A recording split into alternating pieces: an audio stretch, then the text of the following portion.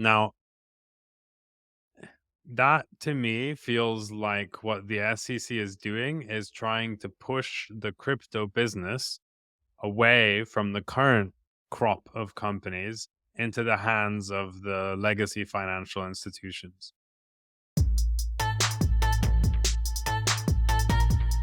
And we're back for another exciting episode of the Spelunking podcast. Finally, I mean, it's been a few weeks. Yeah, but I mean we're more on schedule than we've been in the past. That is accurate. Now, that is not as much a function of our us keeping closer to the schedule this time, but a function of how much of a mess it has been before.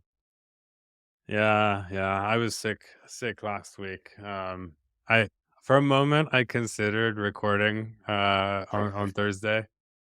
And on Thursday I hadn't eaten solid foods for 3 days and my partner informed me that I did not look okay. So then I didn't.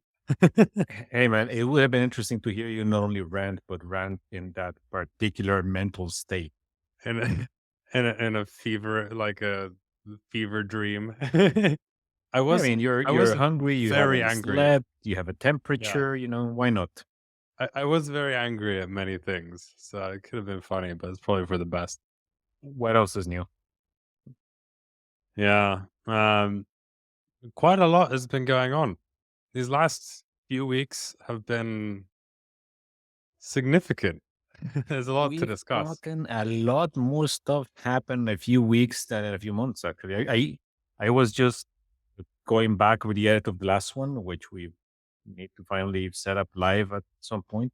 And I think we started by saying, like, none of us been going on. It's been like all quiet on the Western Front. It's cool. And like, boom, boom, boom. Yeah. Now it's like Silvergate is unwinding and shit like Yeah. that. We The SEC is continuing to basically hammer things for no clear reason whatsoever.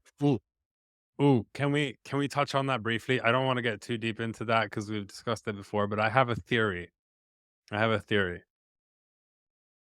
So what the one thing that like really stuck with me about what the SEC has been doing is them implying that crypto exchanges may in fact be basically stock brokerages or securities marketplaces. Um, Now that to me feels like what the SEC is doing is trying to push the crypto business away from the current crop of companies into the hands of the legacy financial institutions. Because that's broadly speaking what would happen, right? So um if you Interesting. make if you say that like everybody needs to be a securities marketplace, well, where are like what are the existing securities marketplaces? All legacy financial institutions. Okay, Um, so your take is this is not necessarily the Gary Gensler trying to kill crypto or Gary Gensler merely showboating to become the next Treasury Secretary. This is Gary Gensler basically feeding his cronies effectively. so I think there's a little bit of the showboating and the like that stuff. But I think there is an element of that. Like it's clearly big business. The legacy financial infrastructure has very little part in it. Um, it's quite easy to push in that direction because they're not like they're not really like they're not acting like they're gonna like outright ban stuff. They're just saying you need to be X, Y, and Z, which conveniently are like very My buddies. traditional entities. Yeah, exactly. Um, and that fits my mental model. So an example of where I think this happened is in the past is the US going after BitMEX, which is basically the thing that allowed FTX to become what it was. Is like, okay, there's this massive market. It's currently like in Hong Kong. We want it here. So we go after the big dog, which creates an opening for local entrants to basically take over. Unfortunately, that local entrant was FTX.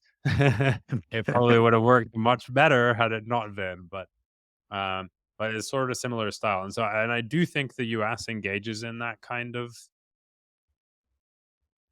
Okay, I don't know but what do you FTX call it, but wasn't in the US by and large. I mean, there was FTX US, but that came much later, it and it still the wasn't, but majority of the volume. it wasn't like it wasn't incorporated in the US. But my point is that like first of all, they're like very US centric. Obviously, they were bribing everybody across the board, right? Yeah. But then just like someone from our team, because Bitmax very flagrantly were like, we don't give a shit what the US says, right? FTX, on the other hand, was the exact opposite. So I think the US does engage in power plays like that to kind of um, not manipulate the market, but just sort of nudge it towards Hmm. their own interests. And don't get me wrong, other areas do this too. Um, anyway, that's That would make sense. It might be 6 of one, half of some of the other, right? I mean, honestly, like they're like stomping on USD stable coins, Yeah. um, going after Paxos, probably going to go after Tether, etc. Again, not in the US. Which stable coin seems like it'll probably be fine? Circle. Yeah. Um, and why And, will and Circle be fine? Because it's backed by the banks. it's not just backed by the banks, right? The Circle has gotten involved with the US government before. I mean, not Yeah. this is not exactly conspiracy theories. We're talking about if it was Hilaire who was basically making the PR round saying like, oh yeah, the US government is using USDC to fund the resistance in Venezuela. So it's Yeah. But I and mean, again, that makes sense, right? And like what the legacy banking infrastructure probably wants is that if um stable coins on blockchain rails is actually the future, which I think in some form it is. Unclear yet, I think, whether this is the form or whether it's going to change. But I mean, super cheap instant transfers across the globe, right? Like, it's what is how is the legacy infrastructure going to compete?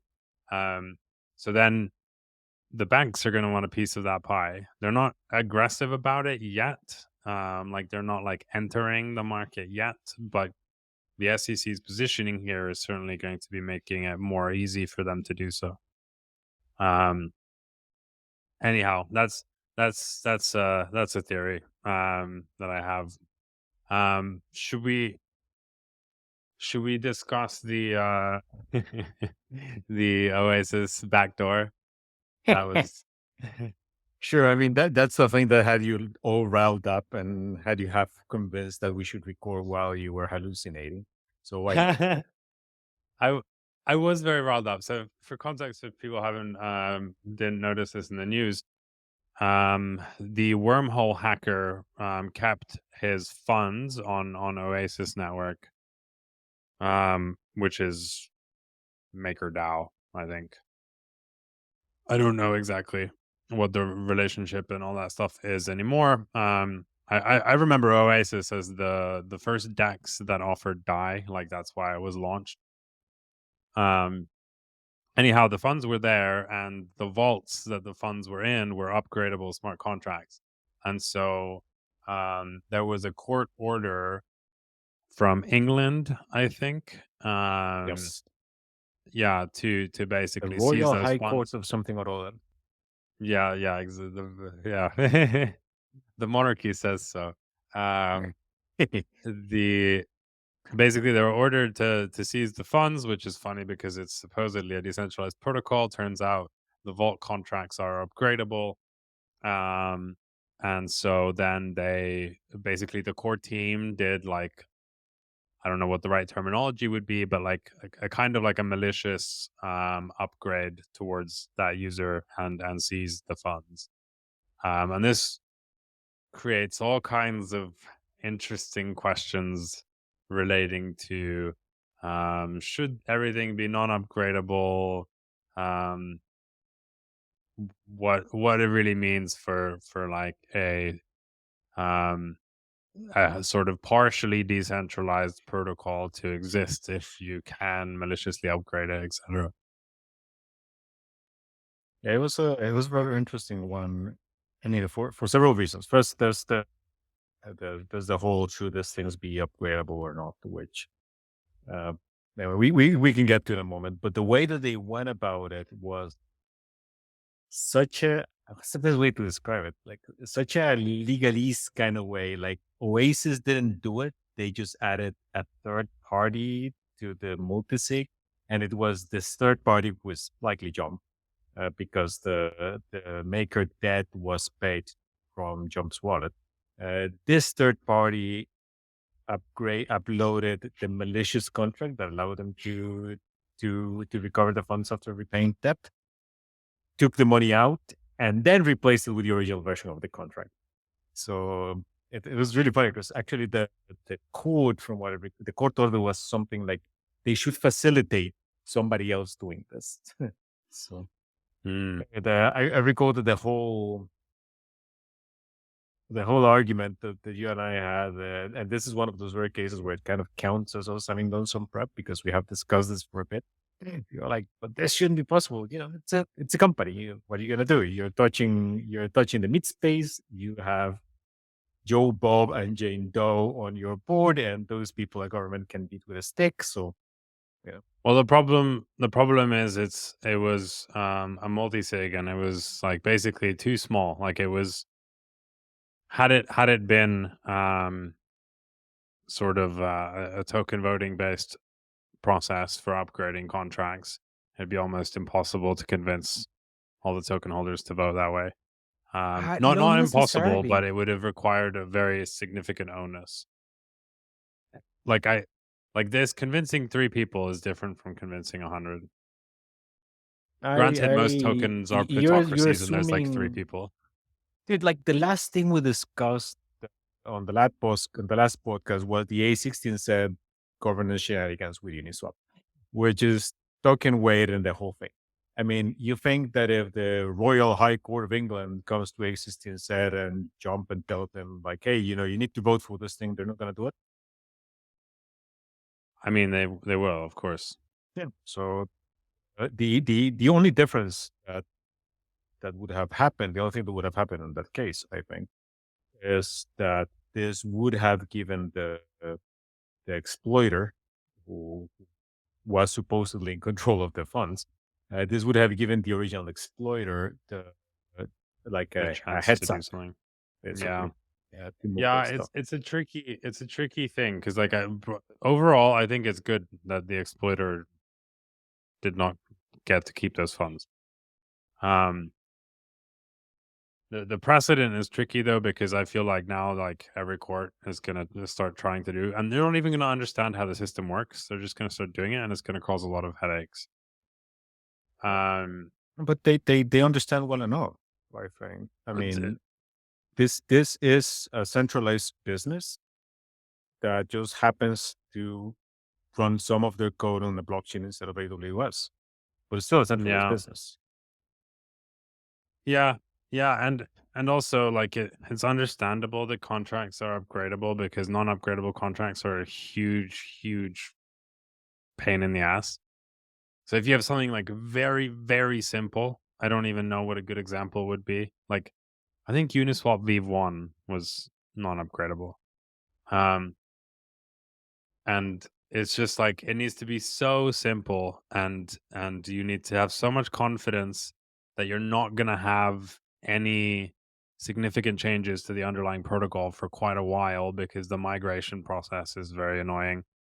Um, and so it's like it makes sense in order to do quick bug fixes, things like that, which are gonna exist. Usually, you want upgradability, but then that opens the door to these kinds of things, and things would be cleaner if this wasn't the case, right? But I agree, but maybe, and I don't think it's going to be a case, frankly, because I don't think that most people, I don't think that even most crypto users actually understand how these things are set up, frankly. But maybe things like this will actually end up with people finally making a difference, like drawing a line between what is a centralized protocol and what is a centralized business that runs on crypto rails, because Yeah. that was the key operating difference here, right?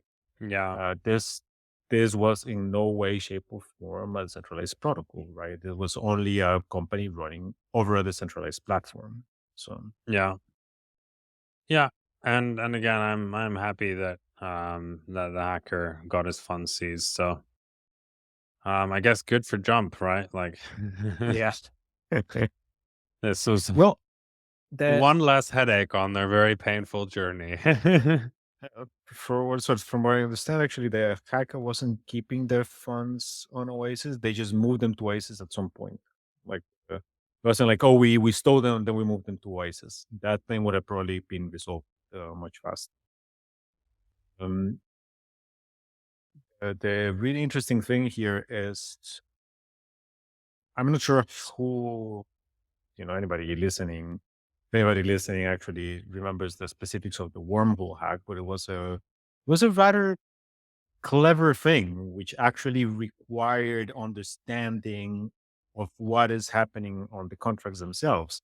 Because what they Yeah. did was realize that at some point the signature wasn't being validated, which allowed them to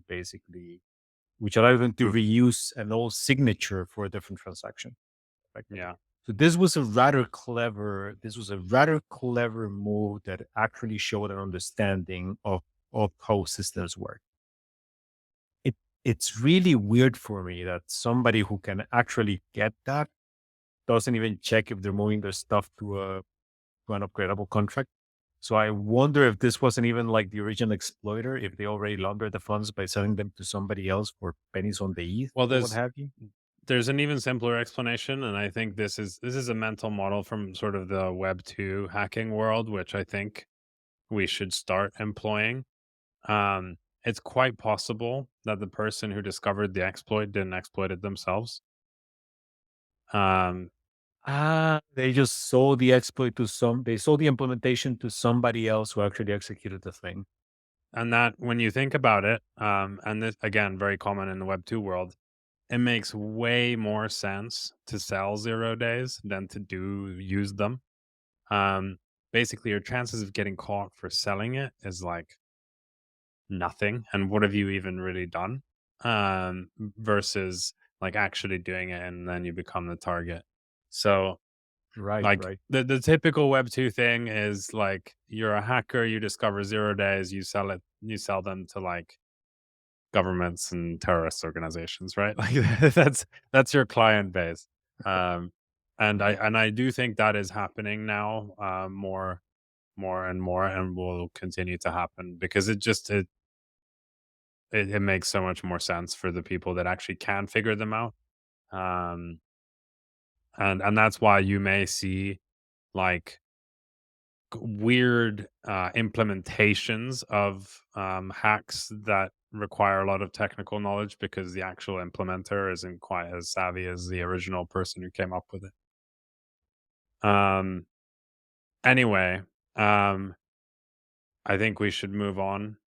Should we? Let's discuss Base by Coinbase, which by the way, is I like the name broadly speaking, but when I refer to it, I always like instinctively refer to it as Coinbase's base, and then it sounds really dumb. um, Yeah, but that's yeah, a. I would like to say that that's a weird one, but actually makes sense. It's basically an Ethereum layer two that is basically required. You need to be KYC effectively, right? Like to use it, you need to be KYC. It's not. Hmm? I don't think so. From what I read, yes, it will Oh, be fully maybe. It will require KYC, even though it will still use Ethereum as a gas token, probably for them to Okay. avoid, oh, you're issuing a security kind of thing. Yeah, yeah. So I if you go back many many episodes, I have predicted this. um, I at some point I went around preaching to everyone that at some point everyone was going to be KYC'd. Um, we'll see. But basically, what it is a fork of optimism, which is an optimistic roll up. That and Coinbase is launching it. So centralized sequencer run by Coinbase. I guess KYC. Um, although in the original announcement they said permissionless, but then maybe permissionless is some other way. I don't know. Mhm. That's like Google talking about privacy, man. Right. No, look But from anyway, I I think this is so. I have one point here. First of all, I think it's a good idea. Um, I think Coinbase is very well positioned to not innovate on the tech, but innovate on the sort of user experience regarding this, right? So we right now the roll up landscape, which is sort of just coming into existence, is a fucking mess UX wise. And Coinbase, regardless of what you think of them, um, will have to figure out ways to make it actually usable. And they do have a lot of experience doing that. A lot of them will not be very exciting from like a maximalist standpoint, but will actually serve kind of the mainstream user better than most other things that exist out there. Having said that, the reason I like this a lot is because I think it provides some degree of a regulatory shield for layer twos overall. So you now that Coinbase is in the game, and Coinbase is basically the only company in the US with maybe Circle, but I'd say broadly just Coinbase. Um, the only company that really can't be shut down. It's a public company. You can't like just tell them stop now. So game over on that front. So basically, when Coinbase does something like this, if the SEC or someone was to come after layer twos for whatever reason, maybe it's because it's centralized sequencer, they think they should be payment service providers. I don't know, whatever, all sorts of possibilities. The fact that Coinbase is in that game basically means that whatever they start doing on that front, they'll have to go against Coinbase as well. Granted, if you do full KYC, there's differences between these different systems, um, but but it makes it a little bit harder to go after them because it's directly a public company, and there's a lot of stuff that comes with that. Um, and it also makes it a little bit more likely, I think, that um, the dialogue will be sort of productive. And so then, if there is some regulatory action, um, there's a clear entity who will then kind of have that negotiation. And I would prefer that that entity having that negotiation is Coinbase rather than almost anyone else, because Coinbase does ultimately still believe, like Brian Armstrong believes in a pragmatic vision of the sort of decentralized future. He's he's not a decentralization maximalist necessarily, um, but he he's aligned with your push. vision, is what you're saying. Yeah, yeah, we think exactly. I believe he will do things in the way that I would like them to be done, and that's great. Okay, that's fair enough.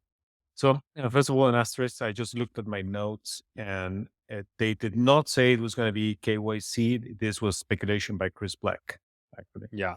Yeah, yeah. He, There was speculation, but they specifically said permissionless. Obviously not on the sequencer level because no one has figured that out. So that must be on the use case level. not But exactly. They've only said, which was what Black picked up on, and they've only said that it will be permissionless to build on.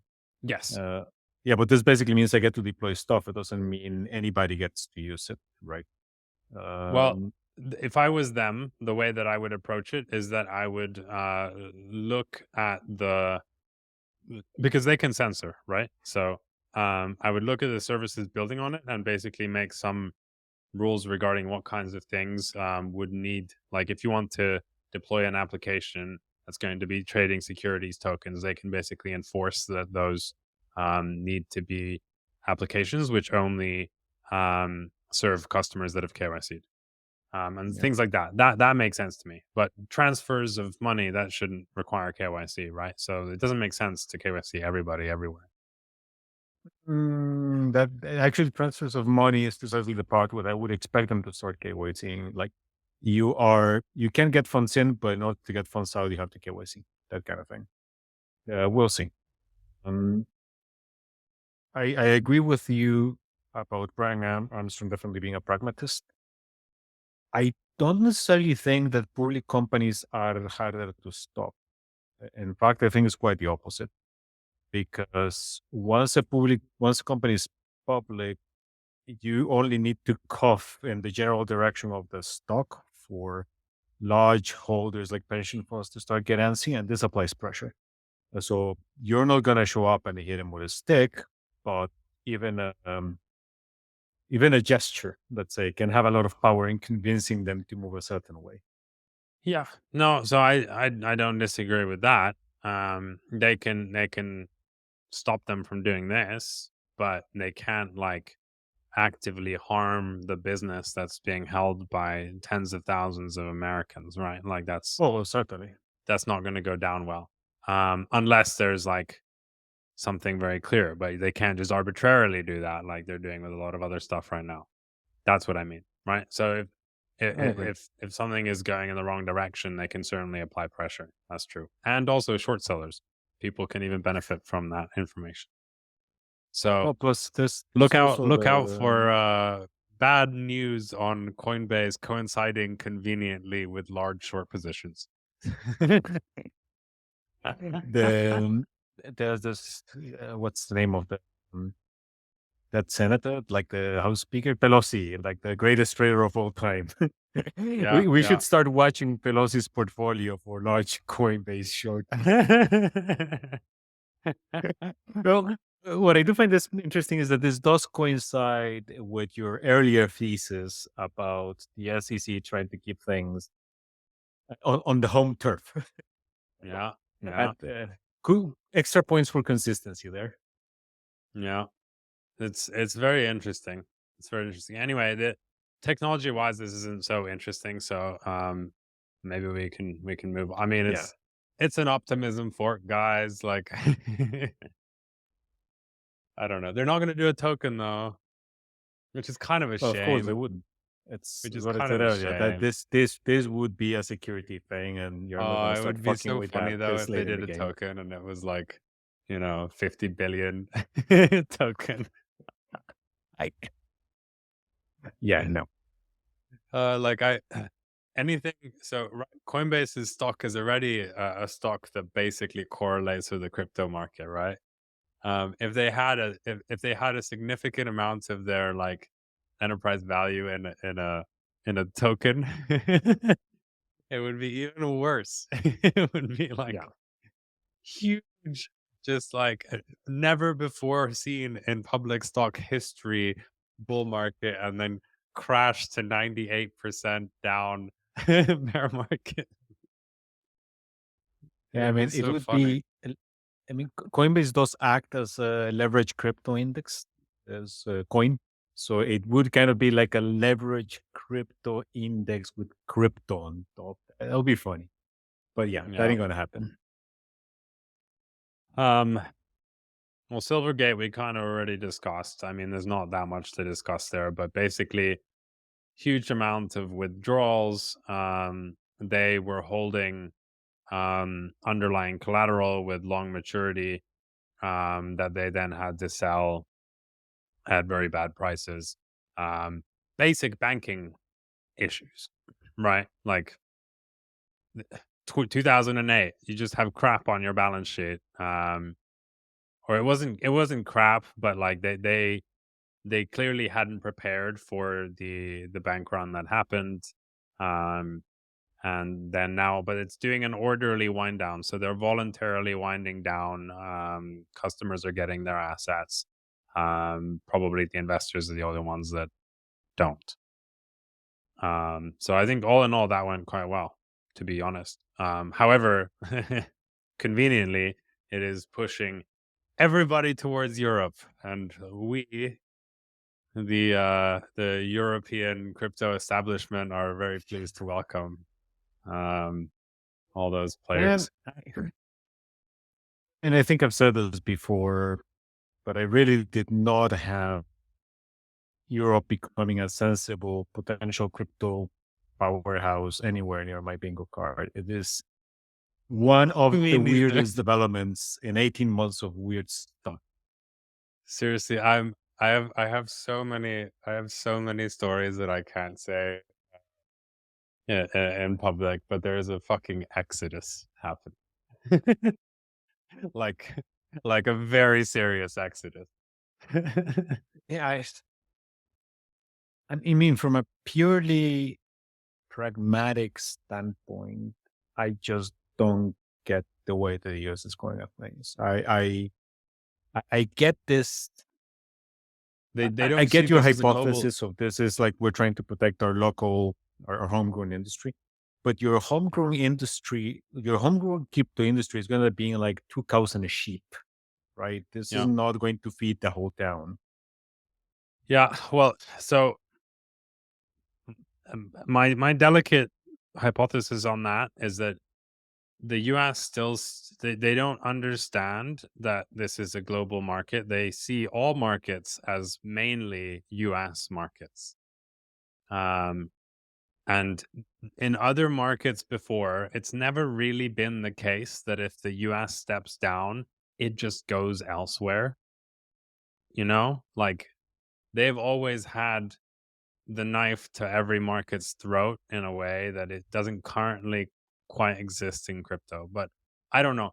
That there might be some more clever strategy behind this. I wouldn't be very surprised if shortly, like I kind of alluded to in the beginning, if shortly some very big financial players start releasing serious crypto products.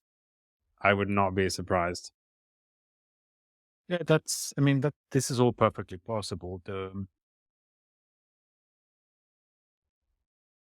No, actually, this does match one of my biases, let's say, which is the US no longer being a primarily entrepreneurial country, but being a corporatocracy. Yeah, So they may see that this is going to push the entrepreneurial people and the smaller companies elsewhere. They don't really care because, Bank of America or whomever is going they to get their benefit. market.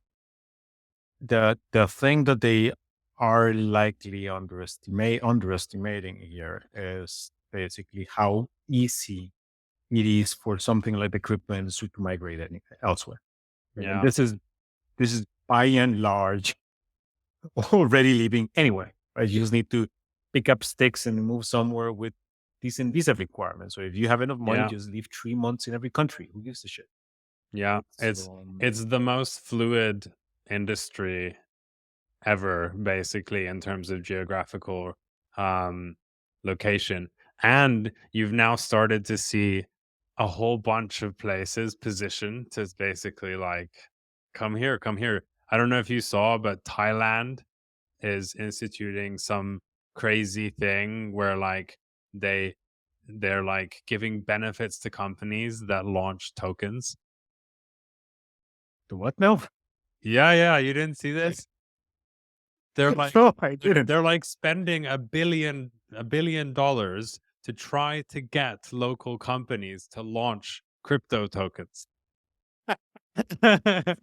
Wow. Okay. And I'm like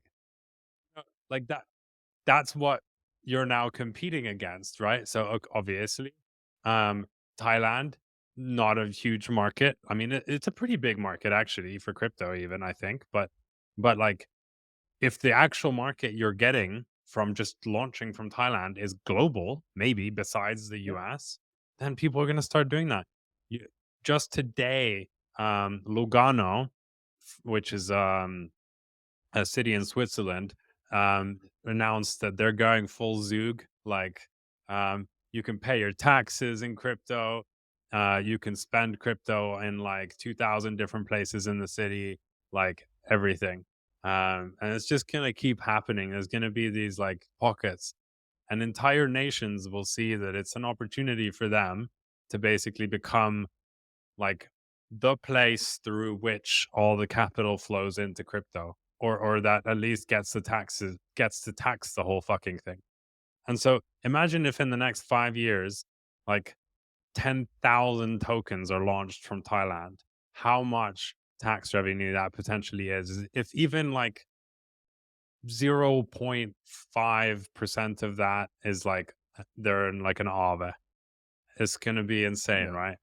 And this is the problem with the US strategy. Um, but the US is a big market, so they get to keep their market, and maybe that's just Yeah, fine maybe. for them. Anyway, who knows? That's purely speculation territory. It does strike me as, and this is not exclusive to the US. I'm hardly going to pretend that it is. Like, I mean, even personally, let's say adjusting my own pace to the crypto industry pace took quite a little bit of work initially. I was used to thinking in 5 to 10 year Because you were horizons. slow, man. Yeah, clearly. I You mean, were from like the Samsung corporate world where things move in the pace of centuries. not even, dude. I came at this from the traditional startup sort of thing where you're thinking, where is this going to be in 5, 10 years? And in 5, 10 years, like 5, 10 years ago at that point, most of these things didn't exist at all, right? So it is fascinating for me that, for instance, and initially I used to do a lot more diligence on some projects, and instead of like doing a quick pass to decide if I wanted to dig further or not, right? And this is something that I had to get used to. So like the, I don't know, 3 day review before I decide if I'm going to look at this at all, even because by the time that you've done 3 weeks of research on something, an entire other subset of the crypto economy has blossomed and died and given birth to something else. Yeah. Yeah. So it I hadn't really, until we started discussing it now, I hadn't really thought that like the US might be playing a 5 year regulatory strategy that they think they're gonna have time to implement. Because a 5 year regulatory capture strategy on top of Yeah. everything else. Well, in 5 years, who knows what the fuck is gonna be happening? Everybody might be running on top of CK based chains out Yeah. of Thailand or Mombasa, or who knows, man. The US had the opportunity to be the place, right? Like a Yeah. lot of very good projects are there, but they're not helping. Um, but you're right on the topic of these ZK based things. I do want to mention this the Elusive, which is a Solana based privacy protocol, launched yesterday on mainnet. We've invested in it from Equilibrium. It's a pretty small ticket, but anyway, um, and the our hypothesis in that investment was simply that on Solana you'll be able to do it so cheap and it'll work so fast that it's going to be like, why would you not use it? And I tried it yesterday and I was like, holy shit, this is really it. Like, when you're used to Ethereum and like shit there, like, I don't know, Tornado Cash or whatever, like you've tried, is a whole different ball game. Here it's like a few seconds, and costs like 100 or 800ths of a cent is just, Yeah. and that's it. Like, you For the might as record, well make nobody. every transfer privately now. Like, I hear you, and The and in fact, I've seen a lot more CK based attempts out of Solana in 6 months. I think that I've seen in Ethereum in years, and this is one of those things that just being performant and cheap enables. Yeah, it really is. It really is very cool. Like, implemented this sort of their kind of like compliance strategy is basically, so obviously they have the viewing keys and all that stuff, so you can expose your transactions to people if you need to. Um, but then they also have this system for exposing transactions if there is like outside pressure to do so. Um, it's not the only way to do it, but they have like some large group of people who basically can like expose a transaction if there's, for example, a court order or something, which I think is a good way to go about it. Um, there are other ways, and the risk there is that they just, you know, somehow just like start exposing too much and lose credibility with the actual users. But if you're just using it for transacting sort of privately, you're not a North Korean hacker. There's very little risk of that happening, and I'm very curious to see how that goes because I think it's going to get implemented Yeah. in all the different wallets directly. You just like click a button, send privately, boom. Like I don't know. I think this is like the first big step towards that. Then we have Alio coming out hopefully later this year. Um we have a whole bunch of different privacy things. Like I think the next I've been saying this, I don't know, probably in some of the first episodes. Like I think there's the big dark horse is like what happens when we get real privacy that's usable and like usable in the sense that it's fast, cheap, and easy. And Elusive is the first one that I've seen that basically hits those. It's just for the Solana ecosystem for now, but obviously there are similar ones that are going to pop up in every ecosystem that's cheap, cheap and fast. So I don't know. It's so exciting. It's so exciting. Yeah, definitely. Well, and you did mention that we could try and get one of the founders on the pod, so maybe we should do that for the next one. That would be fun. Yeah, Lucas. Lucas would be fun to have on. I'm sure he'll see this as a vital promotional effort for How Elusive. else are people Fucking going to learn about it if not through us, the true arbiters of mainstream crypto culture? yeah, the real tastemakers. Indeed. I yeah, mean, I mean, on anybody can show up on CoinDesk or something, right? But that's like a big stadium. We're like the cool small venue that you actually need to play with to get the street cred.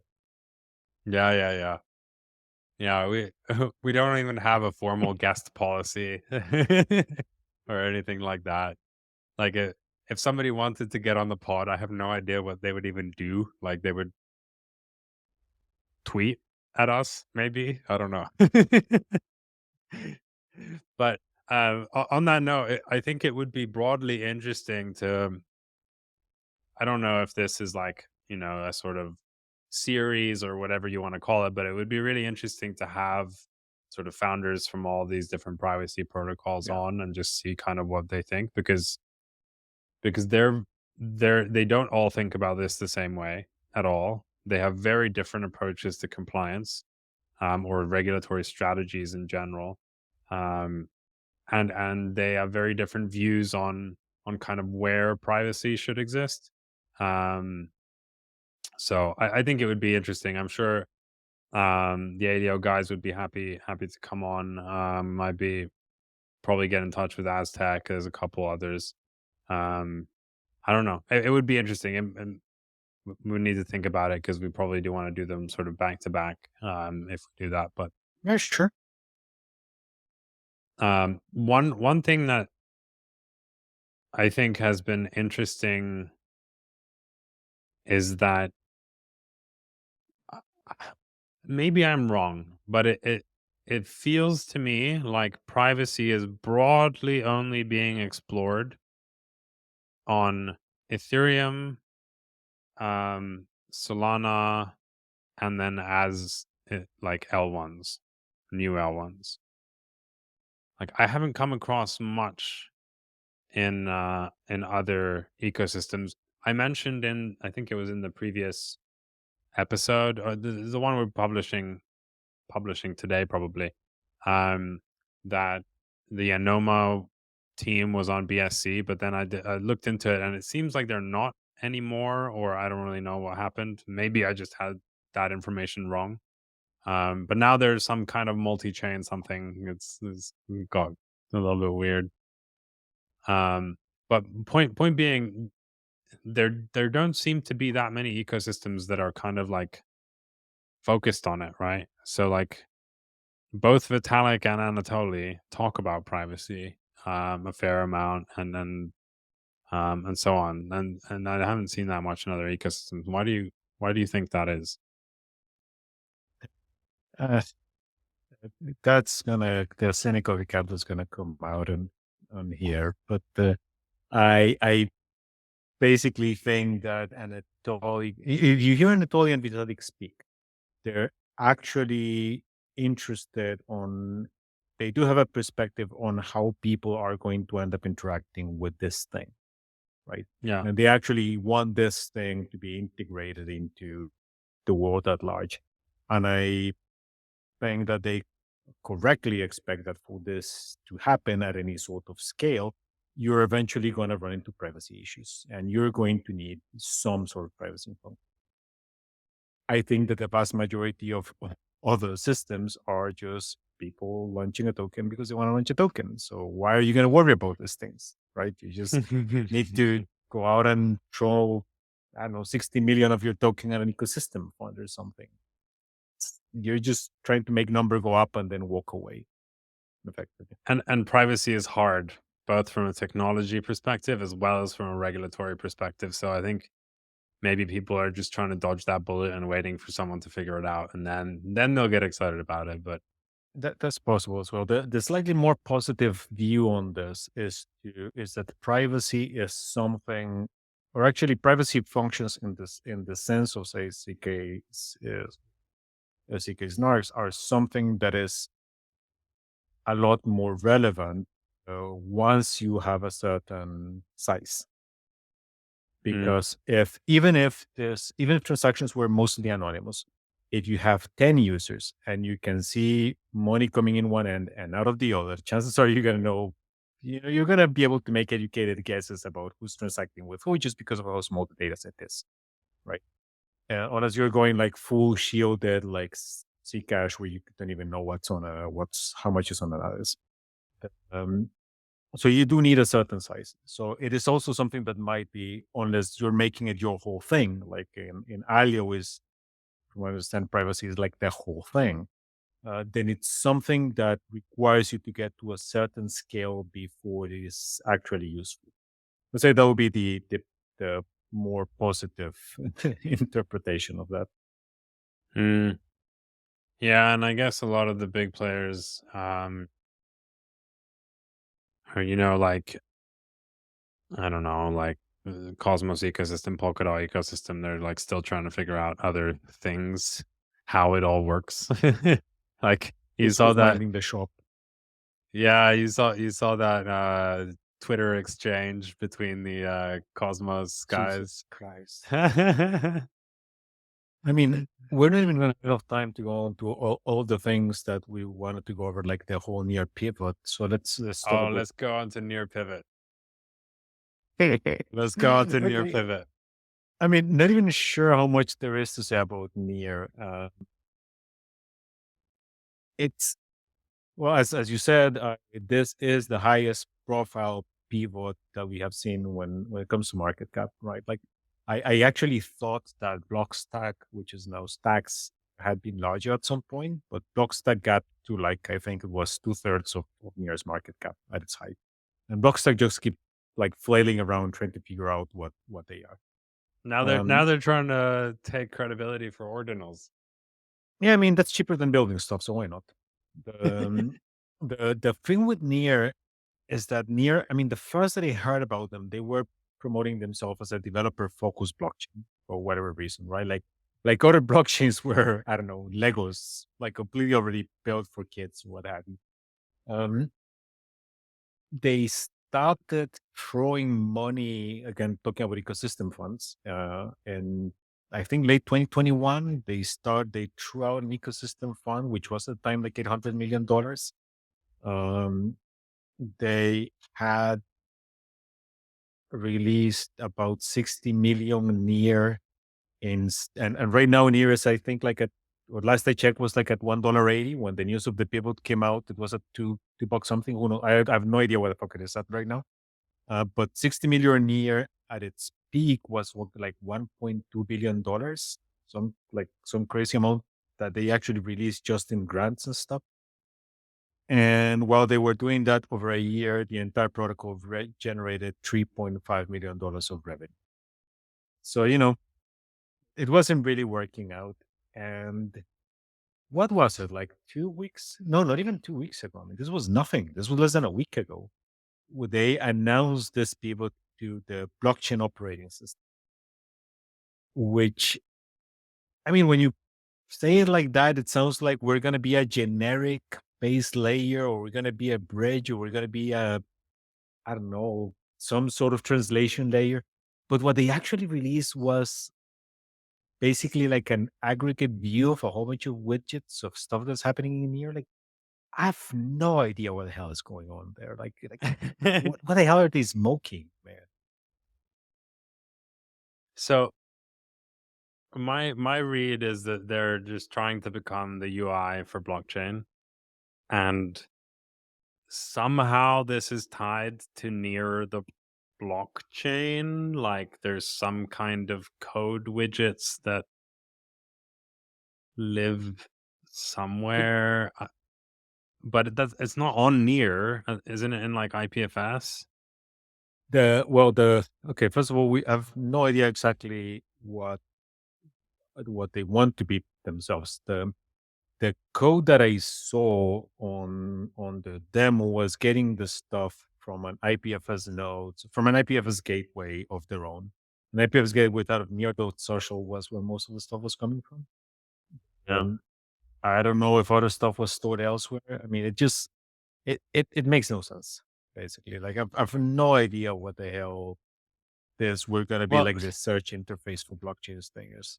so what it reminded me of was Ethereum's Mist browser. Yeah, I don't know but if you remember that. It was like a browser that ran a full node until it became impossible to run a full node on your laptop. Um, but that's what it strikes me of. But then instead of having it be like a near browser because nobody uses near and there's nothing to do, it's everybody. It's like it's literally everything for everyone. It's the UI to everything. Everyone can build little widgets to connect into it. Like I don't know, look, man. if that was gonna happen, I think that it would end up coming out of. Are you familiar with Flipside Crypto? Yeah. So I think it would end up coming out of Flipside. They also something like Flipside or doing analytics. Like Flipside has this, I forget what they call. They have this thing that, well, they have their query UI where people can create dashboards and whatnot out of this raw crypto data. But they also have something that basically allows you to embed, just create widgets and JSON data sources to embed on other things. And Mm. that to me makes a lot more sense as something to build a lens into multiple chains than whatever the heck Near is trying to do here. I don't know. I don't know. But it does strike me as like, a clear indication that things are not working out. Well, I've never seen an L1 pivot into being a UI before.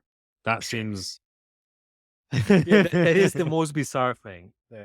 it's I like mean, I wouldn't want to be any investor that hasn't cashed out enough before this. Hopefully, they got some heads up that this was going to go on to start divesting. It, I can't fathom it. I mean, and this also doesn't seem. I mean, I found out about it when they announced it, right? But it because I'm not involved in the near community. But this doesn't seem to have been like we smoked a lot of crack yesterday and decided to do that today. They seem to have been working on this for a while. It seemed like from the comments, it seemed like people in the community were aware that this thing was going to happen. So I don't know. I have so many questions about why there weren't more questions. maybe they've just been smoking crack for a long time. Yeah, and and on that note, given we're trying to keep these tighter, I think we're gonna end. So thank that you, is a everyone. fair note to end up. To end up, we'll get into more in-depth stuff on them in a couple of weeks. Yeah. Bye bye. Ciao.